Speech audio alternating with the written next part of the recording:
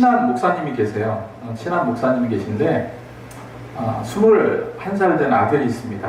그 아들이 있는데 그 아들의 친구가 교회로 놀러 왔대요. 그래서 처음에는 그냥 평범해 보였대요.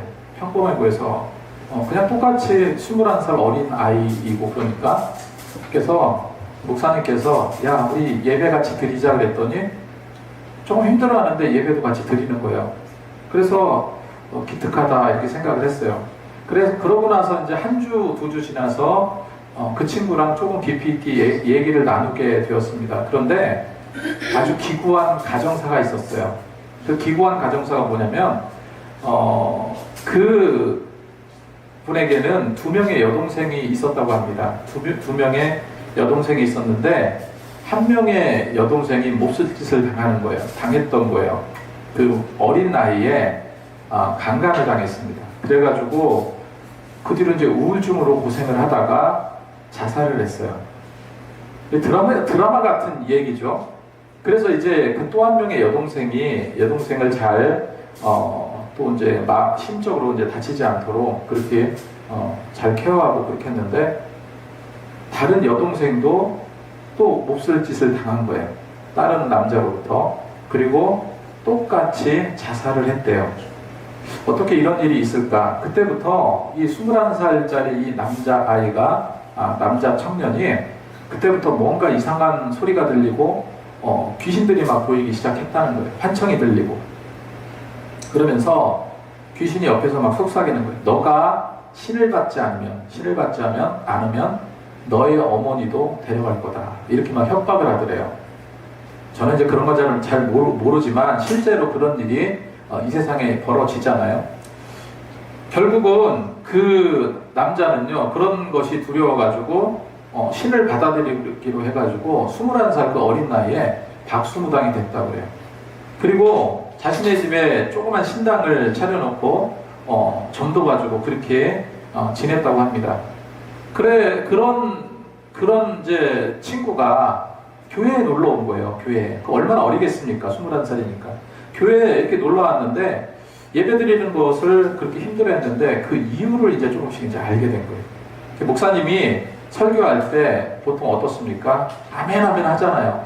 은혜롭고 그럼 아멘 아멘 하는데, 근데 이 친구는 막 아멘이라고 얘기를 하려고 하다가도 닫고 그 말을 못 하는 거예요. 자꾸 자기가 모시고 있는 신이요, 아멘을 하지 못하도록 그렇게 막더래요. 놀라운 것이 뭐냐면은 자신도 자꾸 자살 충동이 일어나는 거예요. 그 충동이 너무 세가지고 두려울 정도로 그렇게 힘들어하는 거예요. 제가 그 목사님 이야기를 들으면서 이제라도 그 교회 간 게 다행이다. 이제라도 목사님을 만나서 다행이다라는 생각이 들었어요. 이제라도 예수님을 알게 됐으니까, 알게 될 거니까. 그리고 그 얘기를 듣고 제가 얼마나 기도했는지 몰라요. 여러분, 우리 사람의 그 안에 지배하고 있는 못된 귀신을 하나님께서 쫓아내 주실 거라고 좀 믿어요. 그리고 정말로 진심으로 예수님을 받아들이게 될 것이라고 저는 확신을 합니다. 하나님이 우리에게 주시는 것은요, 평안이요 기쁨이라 했습니다. 천국에 대한 소망이라고 말씀하고 있어요.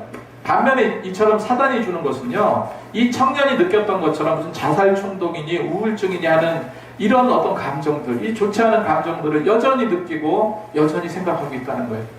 여러분, 사단이 주는 것은 고통과 불안과 우울뿐입니다. 여러분 믿으시죠? 이런 눌린 자에게 필요한 것은요, 오직 예수 그리스도 한 분밖에 없어요. 저는 반드시 주님의 자녀로 돌아올 거라고 확신합니다. 그래서 기도하는 거예요. 이거는 굉장히 특별한 케이스죠. 어찌 보면은 굉장히 특별한 케이스인데, 우리에게 정말 왜 예수님이 필요한지 그렇게 함께 느끼시면서 신앙생활 하시는 그런 저와 여러분이 되시기를 소망합니다. 저는 반드시 우리가 예수님께서 우리에게 주시는 그 소망이 무엇인지 느꼈으면 좋겠어요. 정말로 우리가 살아가면서 정말로 이래서 예수님이 필요해, 예수님이 이런 것을 좀 느꼈으면 좋겠어요. 그리고 우리가 정말로 참다운 리더로 성장하기를 원합니다. 근데 그게 그렇게 말로 쉽게 되는 건 아니죠. 우리가 정말로 예수님이 왜 필요한지 이 신앙적으로 느끼고 그렇게 생활하셨으면 좋겠는데, 특별히 직장 생활 하시는 분들, 치열한 직장 생활 하잖아요. 그 자체만으로도 얼마나 버겁습니까? 그리고 그런 가운데에서 어떻게 교회 사역까지 잘 해낼 수 있을까? 이렇게 이제 항변하시는 분도 있다고 저는 생각해요. 이 불규칙한 그런 그 직장으로 인해서 주일날 출근하는 경우, 그렇게 주일날 출근하는 경우라든지, 아예 그냥 지방에 가서 일을 해야 한다든지, 주일 성수조차 하기 힘든 그런 성도들에게는 교회에서 뭔가 좀 봉사하고 싶다, 어떤 사역을 하고 싶다, 이런 것은 정말 꿈 같은 일일 수도 있다는 거예요. 저는 이렇게 말씀드리고 싶어요. 이렇게 한번 해보셨으면 좋겠습니다. 하나님께서 우리에게 허락하신 가장 소중한 공동체인 가정과 일터를 정말로 신실하게 섬기는 거 정말 중요합니다. 그래서 이제부터는 성경대로 한번 바꿔보자는 거예요. 성경대로 바꿔보자는 거예요. 그게 뭐냐면은 성경 말씀대로요, 제 1순위를 하나님 중심으로 재배치 한번 해보자. 하나님의 비전을 먼저 한번 세워보자는 거예요. 그래서 시작하는 겁니다. 그래서 우리가 하나님의 비전을 품고 살아가자고 저는 말씀을 드리고 싶고요. 오늘 말씀은 아닌데 마태복음 6장 33절 말씀을 보면 예수님은 이렇게 말씀하셨어요. 그런즉 너희는 먼저 그의 나라와 그의 의를 구하라. 그리하면 이 모든 것을 너희에게 더하시리라. 여기서 먼저라고 그랬습니다. 먼저 그의 나라와 의를 구하라. 이 프로톤이라는 이 단어인데 단순히 이 시간적인 순서를 말하는 게 아니에요. 이 프로톤이라는 것은요, 내가 갖고 있는 모든 일의 종류들이 있죠. 뭐 여러 가지 일의 종류들이 있다면 그 여러 가지 일의 종류 중에서 가장 최우선적인 순위, 그게 여기서 말하는 프로톤이라는 단어예요. 가장 최고 상위에 있는 그 순위. 그리고 그것을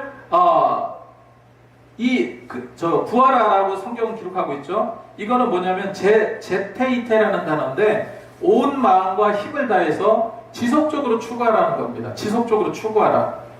그래서 성경대로 사는 첫 번째 원칙을 보여주고 있는데 그 첫 번째 원칙이 뭐냐면요, 먼저 그의 나라와 하나님의 그의 의를 구하라는 거예요.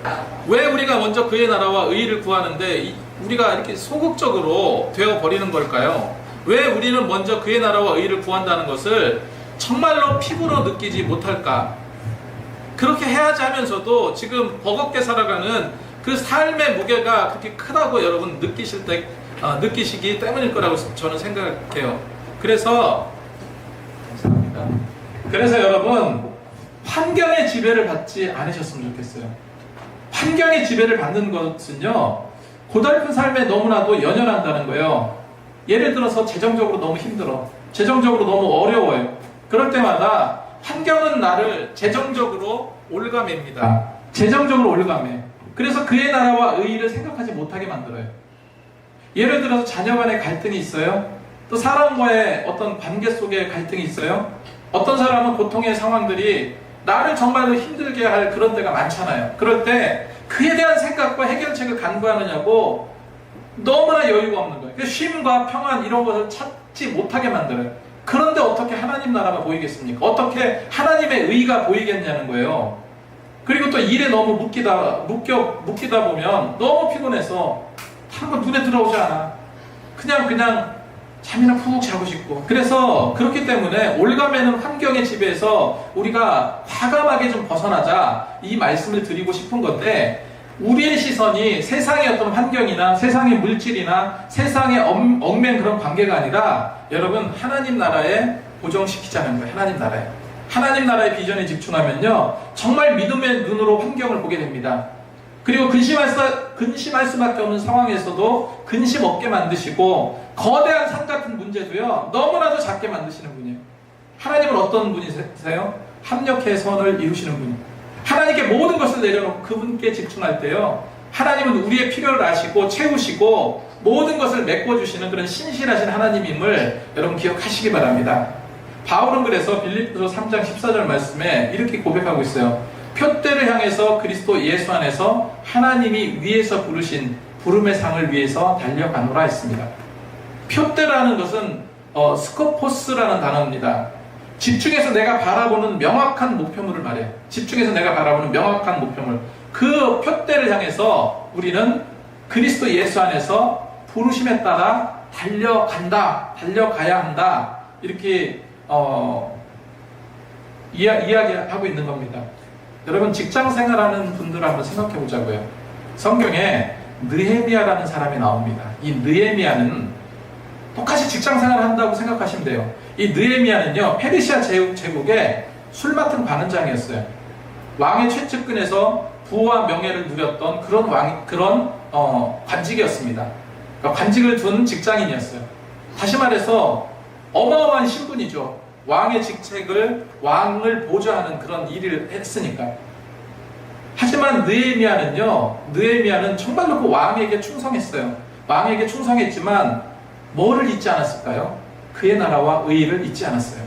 그의 나라와 의의를 구하는 것에 고정이 되어 있었다는 거예요. 그래서 관직 생활도 열심히 하면서, 다시 말해서 직장 생활도 열심히 하면서 그 마음 중심에는 하나님 나라의 비전에 고정되어 있었다. 그래서 당시 예루살렘은요, 바벨론의 침공을 받아서 폐허가 되어버렸어요. 그래서 예루살렘 성벽이 다 무너지고 성전이 다 무너지고 이런 상태였습니다. 하나님께서 주신 비전이 뭐였냐면요, 예루살렘 성벽을 재건하는 거였어요. 그래서 느헤미야는 기도합니다. 하나님의 성벽을 재건. 지금 타국 땅에서 바벨론 왕을 섬기고 있는데 어떻게 해야 하나님의 그 성전을 증축할 수 있을까? 온전한 예배와 제사를 하나님께 드릴 날이 올까? 그게 만들어지고 싶었던 겁니다. 그래서 용기를 내서 왕에게 이런 것을 상의를 합니다. 그런데 왕은 너무나도 열심히 일을 하는, 너무나도 성실한 그 느헤미야를요, 너무너무 좋아하는 거예요. 그러다 보니까 왕이 그 열심에 감복해서 왕이 허락을 합니다. 그래서 그래, 너 예루살렘으로 가서 그 무너진 성벽을 재건해봐라. 이렇게 이야기를 해줬다는 거예요. 여러분, 그래서 다니는 직장이나 학교나 또 사업장, 가정 모든 곳에서 어떤 일을 하든지 내가 정말로 직장에서 크리스찬이기 때문에, 직장 생활하면서 크리스찬이기 때문에 왕따 당하고 뭐 구박받는 그런 것이 아니라, 내가 정말로 예수 믿기 때문에, 내가 정말로 크리스찬이기 때문에 직장에서 하나님의 놀라운 축복이 흘러가고요, 하나님의 놀라운 은혜가 끊임없이 공급되는 그런 일들을 우리가 만들어 보자는 거예요.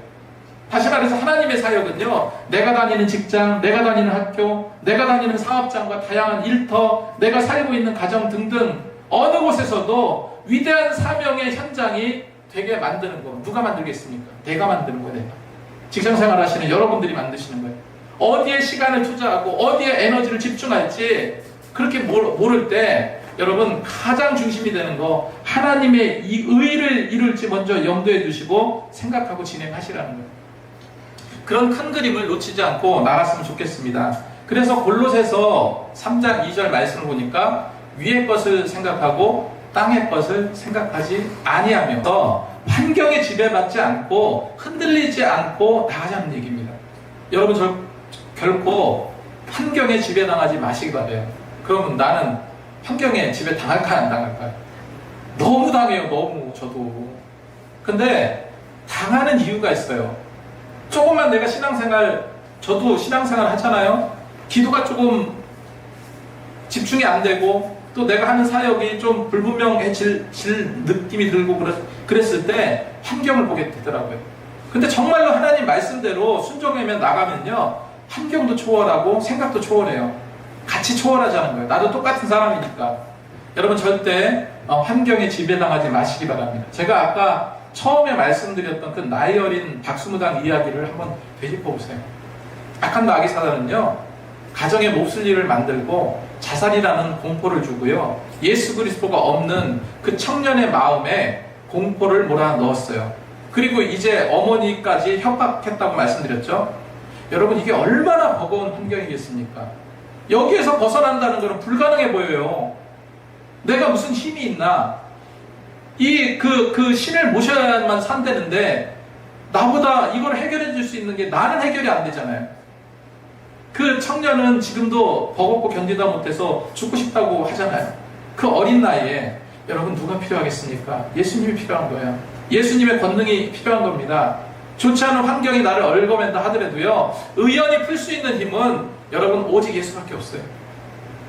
정말 그런지 한번 성경을 봤으면 좋겠습니다. 예수 믿으면 어떤 능력이 나타날까? 잘 한번 들어보세요. 우리가 익숙하게 들었던 말씀인데 고린도전서 1장 18절 말씀을 보니까 십자가의 도가 멸망하는 자에게 미련한 것이요 구원을 받는 우리에게는 하나님의 능력이 됨이라. 하나님의 능력이라고 했습니다.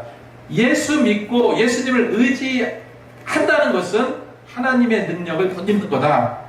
그리고 마태복음 28장 18절에 예수께서 나와 말씀하여 이르시되 하늘과 땅의 모든 권세를 내게 주셨느니. 예수 믿음으로 하늘과 땅의 모든 권세를 부여받았습니다. 빌립보서 4장 13절 말씀에 내게 능력 주시는 자 안에서 내가 모든 것을 할 수 있느니라. 모든 것을 할 수 있는데 능력 주시는 자 안에서 예수 그리스도 안에서 어떻게 한다고요? 모든 것을 할 수 있다.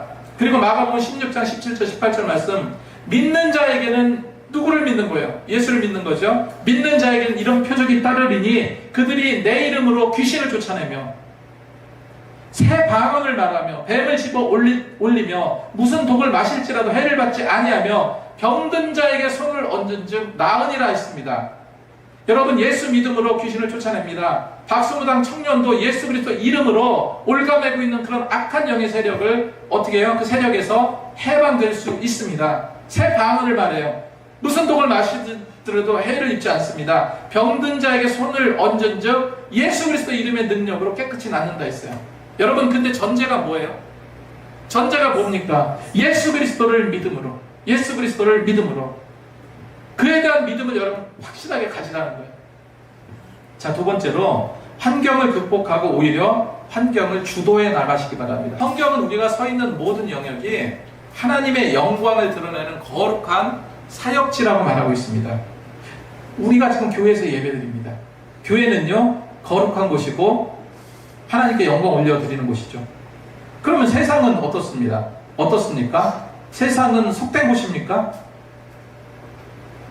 교회가 거룩하면요 세상도 거룩해야 돼요. 만들어가는 거예요. 우리가 만들어가는 거예요.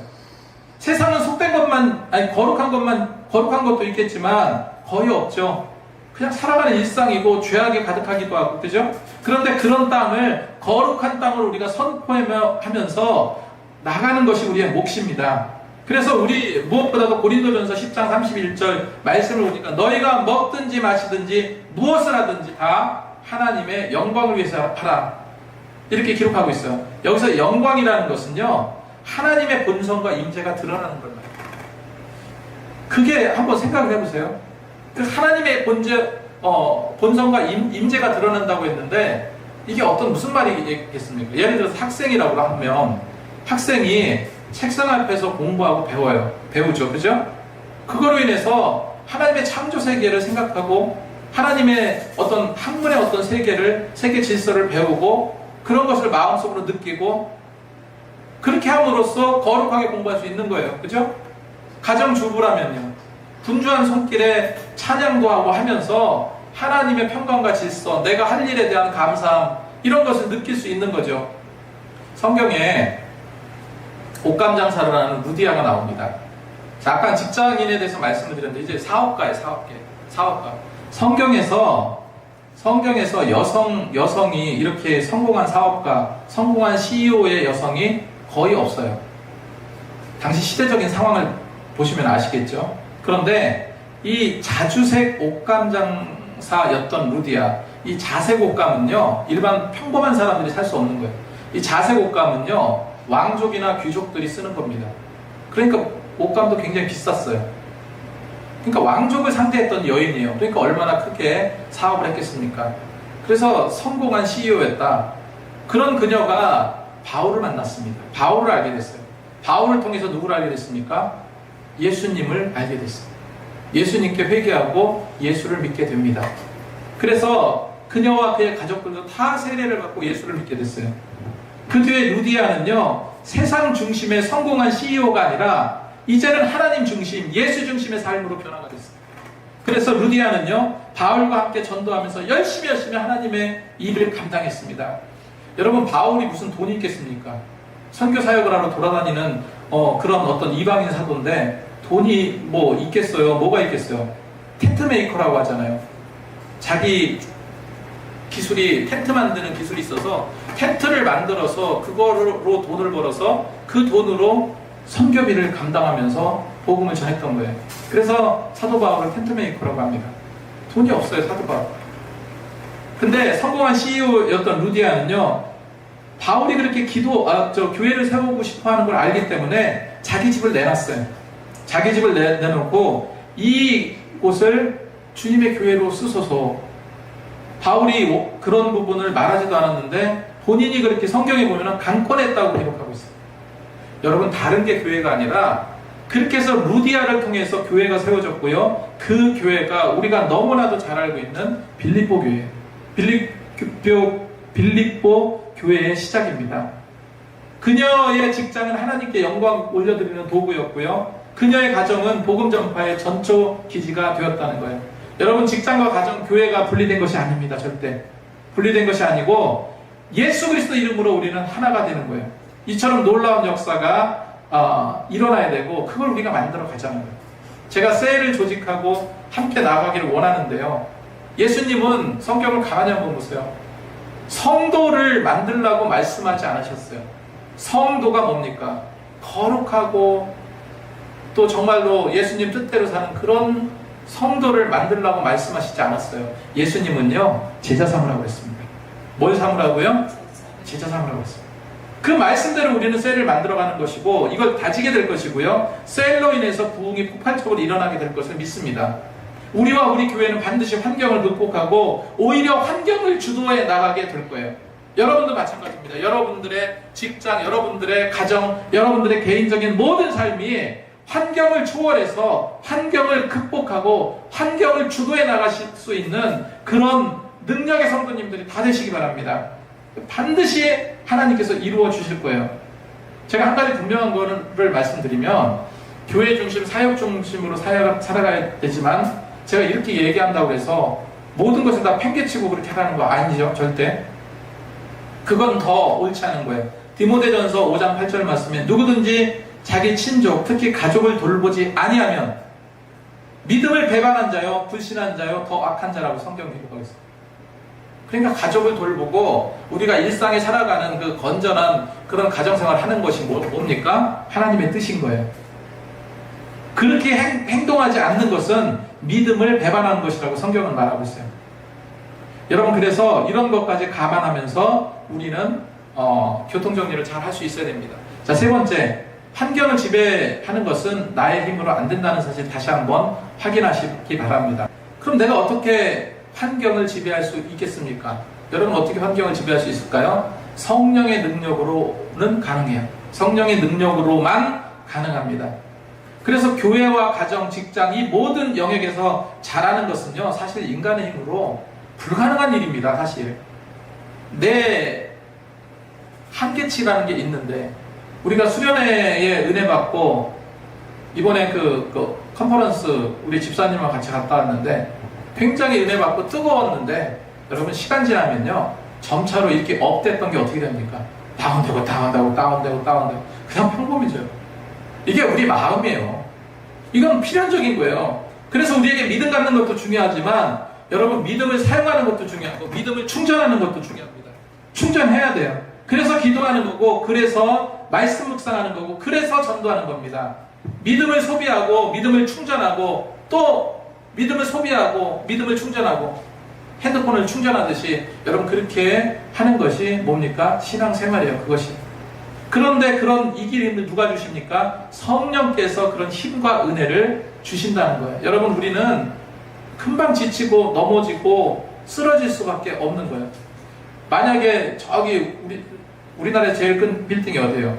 롯데타워 같은 그런 어마어마한 그 빌딩, 그 빌딩의 전기가 얼마나 많이 소비되겠습니까? 근데 그 빌딩을, 거대한 빌딩의 모든 전력을 작은 건전지 하나로 감당하려는 거는요, 어리석은 일이야. 그렇다면 이 모든 것을 감당할 수 있는 능력이 어디서 나오는가? 성경은 말하고 있습니다. 에베소서 5장 18절 말씀에 술 취하지 말라, 이는 방탕한 것이니 오직 성령의 충만함을 입으라. 오직 성령의 충만함을 입으라. 이 성령의 충만함을 입으라 했는데 원문을 보면 플레루스테라는 단어예요. 플레루스테. 이건 뭐냐면요, 계속해서 반복적으로 채우고 채움을 받으라라는 뜻이에요. 다시 말해서 가득 채워졌는데 자꾸 소비하면서 빠져나가다 보니까 점점 줄어들게 되겠죠. 그걸 어떻게 하라는 거야? 줄어들 때마다 계속해서 채워 넣으라는 거예요. 이것이 바로 성령의 충만함을 입는 겁니다. 그럼 우리는 강해질 수 있어요. 그럼 우리는요, 환경의 지배를 벗어나 환경을 주도해 나갈 수 있는 그런 능력의 성도들이 다 될 수 있다는 겁니다. 여러분, 예수님의 수제자 베드로를 한번 생각해 보세요. 베드로 직업이 뭔지 잘 아시죠? 베드로는 치명적인 연약함이 있었어요. 의협심이 많아서 막 그냥 혈기왕성해 보이지만 예수님을 모른다고 3번이나 부인했어요. 부족함이 많았던 제자입니다. 어느 날 밤새도록 그물을 던지면서 고기를 잡으려고 하는데 단 한 마리 고기도 잡지 못했다고 성경은 말하고 있어요. 익숙했던 일인데, 평생 고기 잡아왔던 일인데 어떻게 이렇게 안 잡힐 수 있는가? 자신의 경험과 힘을 의지했을 때 빈 그물이었습니다.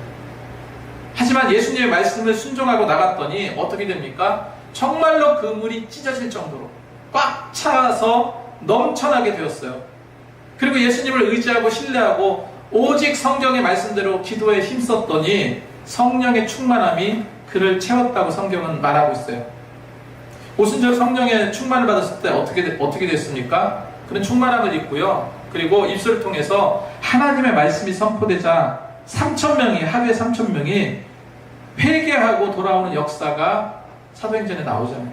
여러분, 우리의 능력과 우리의 지혜가 아니라 온전히 나를 비우고 그 안에 성령께서 일하시도록 내어드릴 때 우리 연약함은요, 하나님의 능력이 머무는 통로가 된다는 겁니다. 하나님의 능력이 머무는 통로. 또 이런 분들 계시죠. 예기치 못한 질병이나 고통, 마음속에 어떤 아픔이 있는 분들도 계세요. 아까도 말씀드렸지만요, 우리가 예수 믿는 그 믿음만 있으면 성경에 뭐라고 말씀했다고 그랬습니까? 손을 얹은 즉 나으니라. 손을 얹은 즉 나으니라. 믿어지세요? 믿어지셔야 되는 거죠. 믿음이 없으면 이런 역사가 일어나지 않습니다. 어제 제가 아는 목사님이 지방에서 이렇게 성령 도움회를 하셨는데 정말로 안진뱅이가 일어났대요. 정말 그 얘기를 들었습니다. 손을 얹은 즉 나으니라. 내 능력과 내 권능으로 되는 게 아니야. 나의 연약함이 성령께서 역사하시면 모든 질병도 떠나가게 되어 있습니다.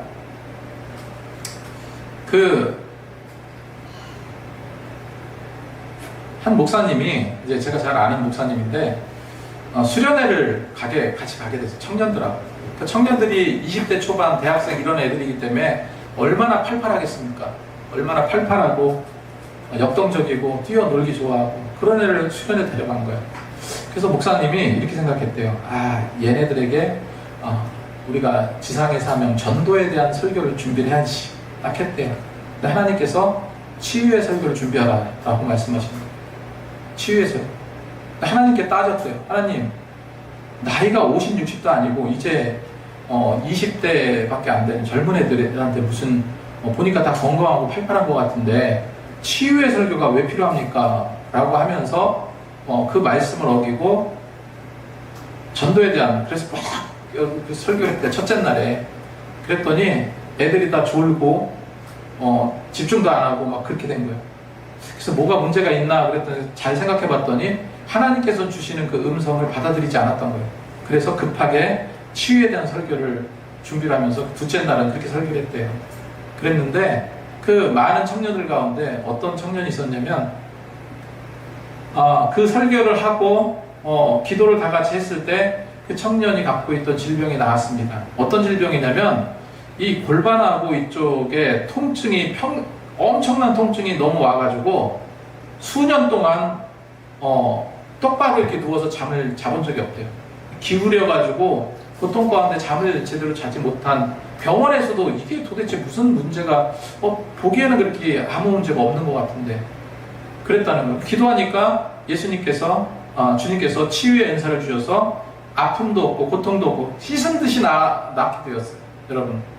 여러분 이런 것들이 우리가 기적이라고 생각하지만 실제로 주님께서 주시는 뭡니까? 권능이에요. 능력입니다.